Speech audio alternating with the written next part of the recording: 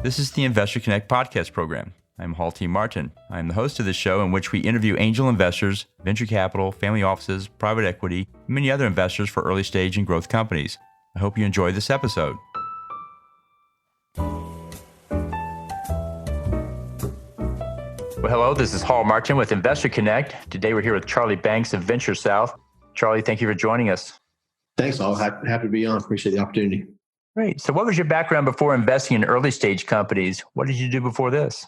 You know, I was necessarily like the term, but I guess you could say I was a serial entrepreneur turned investor. I had, coming out of undergrad, got involved in some real estate investing and parlayed that into making some bets in some startup companies, a lot of which I just thought were interesting. You know, some of those panned out pretty well, and some of them, about the vast majority of them, probably were not that great of investments, but learned a lot, and took what I learned and turned it into this investor network we call VentureSouth. Well, great. So what excites you right now? Well, today, I think the scene's changing a lot. There's a lot of unknowns in the economy with various coronavirus and things like that going on. But what I do see is that excites me is that there are a lot of investors that are or a lot of high net worth individuals that are starting to understand that they can become angel investors without having to write significant checks. Folks that can join an angel group or invest in a fund for small dollars and be able to build a portfolio of fairly risk mitigated investments. That excites me. There's a lot of folks, there's a lot of latent capital on the sidelines. There's a lot of opportunity for folks to get involved in angel investing. And on the entrepreneur side, I think there's a lot of opportunity for disruption. I still think there are a lot of industries that haven't been disrupted.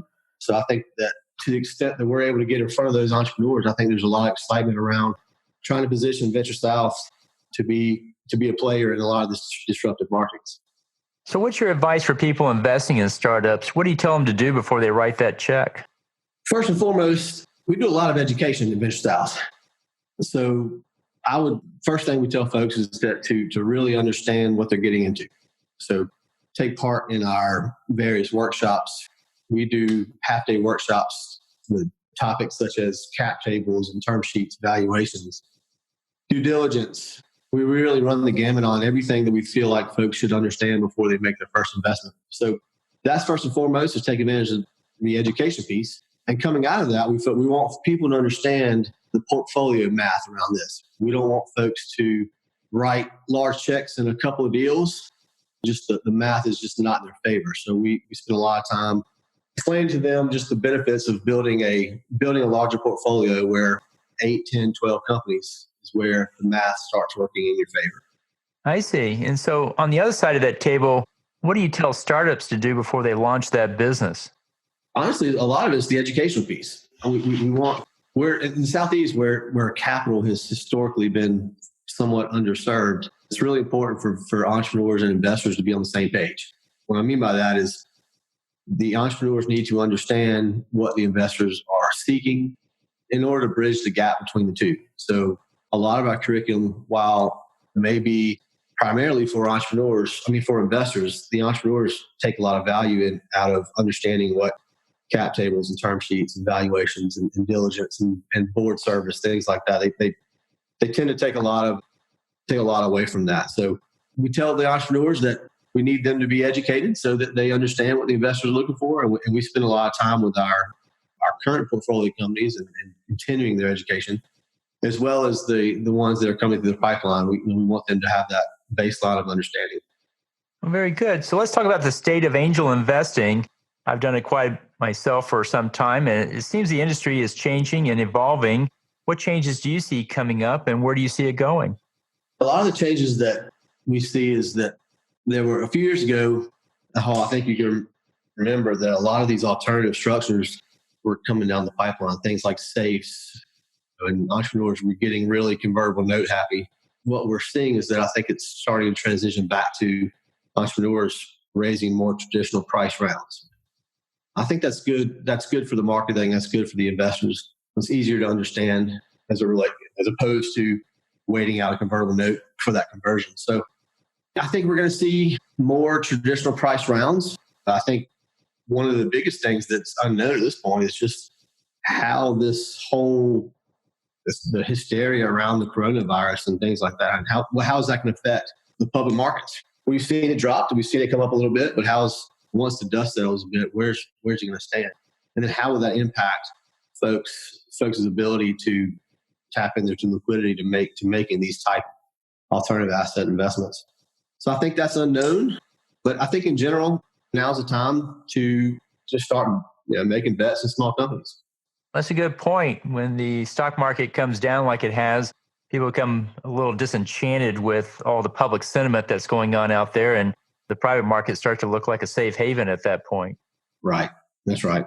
There's a lot of data. If you look back at, especially in 2008, 2009, there were a lot of really fantastic companies that were built, some of which were built out of necessity, trying to get the market out of the tank, but some of which were just really solid companies that became unbelievably wealth generating for some lucky investors. So I think it's probably time for a recession. So we at VentureSouth, we're excited about it. We've got a good foundation of portfolio companies, a lot of which are hedged against these crazy times that we may or may not face. So I think that folks should consider when they're starting to build their portfolios how they can hedge themselves against unknown times. Great. Let's talk about your investment thesis for your members and your funds as well. What exactly is the thesis, and what's your criteria for engaging with the startup? We're pretty agnostic when it comes to sector. We'll look at just about anything. They're oftentimes it's easier to answer what we don't invest in at this stage, but we don't typically. We're not a good group for just consumer products. We're not a real group for consumer-facing software. If you're building a widget and trying to sell it to the broader consumer marketplace, we're just not a good group for that. There are others that are much better at that than us. So that just tends to leave us with, it's kind of cliche, but high tech, quick scale, a lot of enterprise software, a lot of medical device, a little bit of biotech. But generally speaking, we're pretty agnostic on what we like to look at as it relates to sector. We've kind of, like a lot of angel groups, we've moved upstream a bit. So we don't typically look at pre-revenue companies. Every now and then we'll look at one, but we've got to have a pretty clear understanding on their path to revenue. So we'll look at companies like that may not quite be there, but may have some early indications from the market that they're going to be able to grab some market share. So that a lot of our companies that we're looking at are generating $500,000 to $1 million in ARR. They've gotten some validation from the market that they're able to build from. So yeah, that's kind of where we are. That's probably the off the cuff answer for a lot of groups and funds, but that's certainly where we fall. Great. Can you talk about one or two startups that fit that thesis as examples? Yeah, we've got a really exciting company based in Wilmington, North Carolina called Quipped, Kwipped.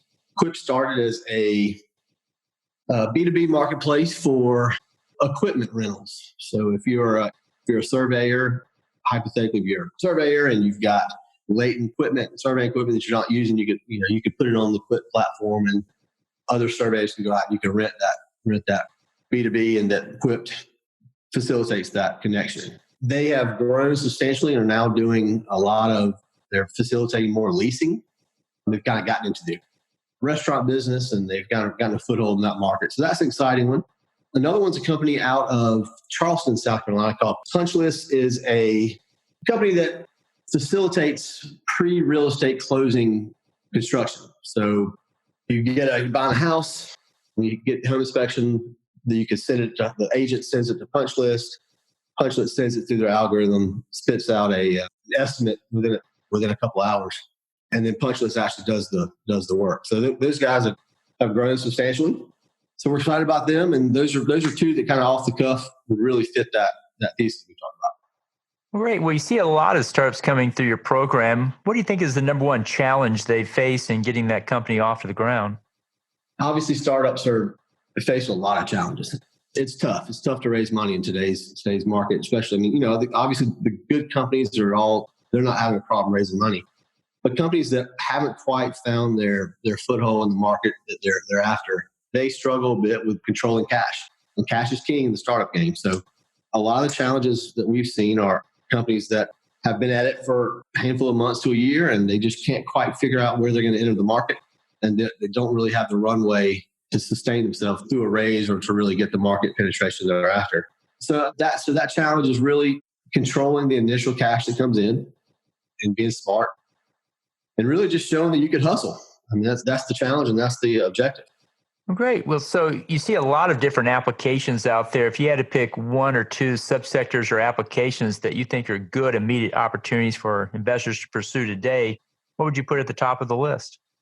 Well, I think if you would have asked me that last week, I probably would have had a different answer. But given the circumstances that we're all faced with today's world and trying to figure out how we're going to live with pandemic, regardless if it's hysteria or not, we're forced to deal with it. So I think that there's going to be a lot of opportunities to investors to pursue companies that are trying to solve problems related to this potentially new normal we have.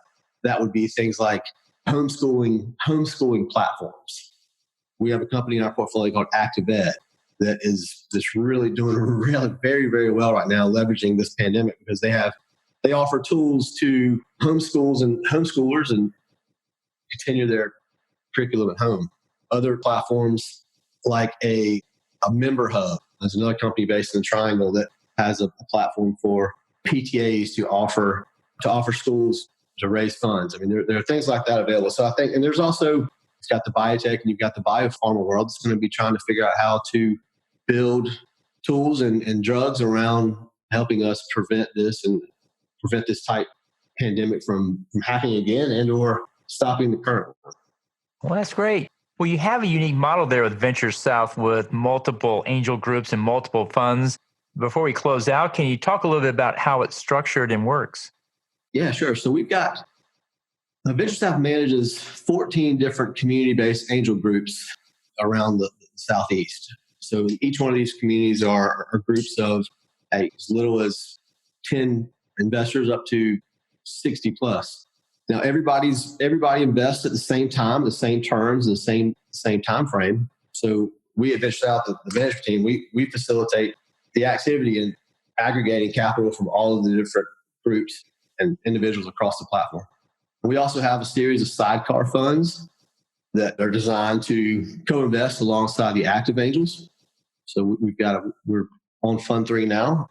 Fund's doing well. Really just acts as an index fund across what the active investors are choosing to invest in. We also have a nonprofit called Venture Carolina that we do a lot of our education through.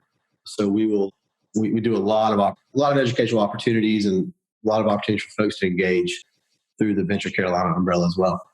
It's quite an impressive program you have there. And in the last few minutes that we have here today, what else should we cover that we haven't? I think we've covered it all. I think this is, I guess in summary remarks by me, I would say that based on the current market conditions, I think there's a lot of opportunities for folks to allocate resources to this asset class. I think this is a good time to do so. And while folks are at home and potentially having to work from home, I think it's an excellent opportunity to educate yourself on really how to be an effective angel investor. Well, very good. Well, how best for listeners to get back in touch with you? Our website's always the best place. I'm on LinkedIn. We're on Twitter. So any of those are great platforms and avenues to get a hold of myself or our team at VentureSouth. Great. We'll add those to the show notes. I want to thank you for joining us today and hope to have you back for a follow-up soon. Great. I appreciate the opportunity, Hal.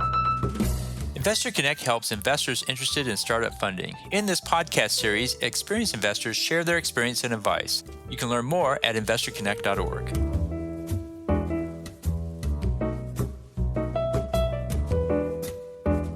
Halti Martin is the director of Investor Connect, which is a 501c3 nonprofit dedicated to the education of investors for early stage funding. All opinions expressed by Hall and podcast guests are solely their own opinions and do not reflect the opinions of Investor Connect. This podcast is for informational purposes only and should not be relied upon for the basis of investment decisions.